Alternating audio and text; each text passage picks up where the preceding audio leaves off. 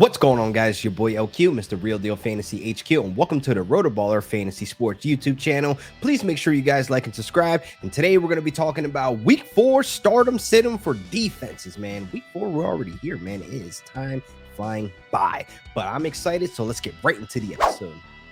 First up, scared money don't make money, so I got a gamble play this week. I got the Vikings going against the Panthers. Now, you're probably thinking, man, the Vikings defense is terrible, but this is a gamble play for a reason. Let's roll the dice this week with the Panthers. Now, we're looking at the defenses the last couple of weeks that faced the Panthers. They had some pretty solid finishes. I mean, look at the Falcons last week. They put up 14 points, 2 interceptions, and 2 sacks. Now, the Panthers have allowed at least 2 sacks per game, and this O-line continues to struggle. Now, the Panthers O-line have allowed the most QB pressures and the hurry-ups in the NFL so far. Now, you got Bryce Young in the mix of possibly coming back into the starting lineup, who struggled on the pressure as well. I like the Vikings upside this week. I like going against the Panthers, man, with this O-line struggling, and the Vikings can get after the quarterback. This is where most of the points will come from. Creating turnovers, creating pressure, because the Vikings, they have a 64% blitz rate right now, and that is the most in the NFL as per next gen stats. So if Bryce Young's going back into the starting lineup with the ankle, I really feel as though they might hold him off. But even if Andy Dalton's back there, I like the Vikings this week with the upside of possibly getting some interceptions, defensive touchdowns, and maybe getting some sacks on Andy Dalton or Bryce Young. So I'm rolling the dice on the Vikings versus the Panthers this week. Next up, we're going across the pond. I like the Falcons going against the Jags as a safe play this week. Now, I feel like this is a game where the Jags can keep it a low-scoring game and maintain some fantasy points, because right now the Falcons are allowing the 7th fewest points per game at 18 right now in the NFL, which is pretty good. This Falcons defense is a completely night and day. They're creating turnovers, they're making pressures, they're getting sacks. I like how this defense is able to play hard and maintain some fantasy points. Last week, they put up 14 fantasy points on defense, and this is a defense last year that struggled creating pressure and getting sacks. So I definitely like them going against the Jags, who had their struggles last week, and Trevor Lawrence. I mean, right now, the Falcons, they're 4th in opponent completion percentage allowed at 58%.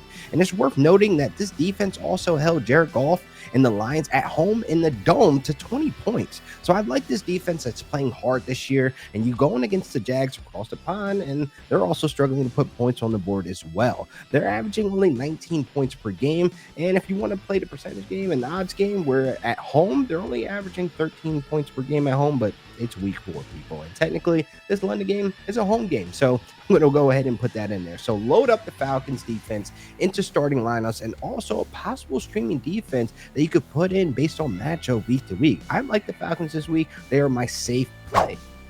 Next up, we got my lock of the week, man. I like the Bucs going against the Saints. Now, Derek Carr might be without the Saints team this week after he was taken out of the game with injury, but a familiar face might be stepping in to the starting role this week, and that's Jameis Winston. Now, I love Jameis Winston. He's my guy. I love rooting for him. I love for him to get the opportunity, but this is a tough battle going against this Bucs defense that's looking like a top 10 defense in the NFL right now. The Bucs were able to hold Jalen Hurts in that offense to 23 points last week. And I definitely feel as though you cannot take that for nothing, because the Eagles are definitely one of the most deadliest offenses in the NFL right now. And I definitely like how they held the Vikings and the Bears to 17 points, which isn't saying too much, especially with the Bears. But the Bucs are hitting on all cylinders right now, and I don't expect this to be a high-scoring game, because Jameis Winston has faced this Bucs defense in the past before. And last time they met, the Bucs came away with 5 takeaways and 1 defensive touchdown. So I like my odds this week to give Jameis Winston a struggle, give him a little bit of harassment, and maybe you come off with this Bucs defense with a couple interceptions, fumble recoveries, whatever the case may be. But I like this as a lock of the week to have some additional points for this Bucs defense to possibly finish as a top 5 defense this week. So I'm locking the Bucs defense in against Jameis Winston.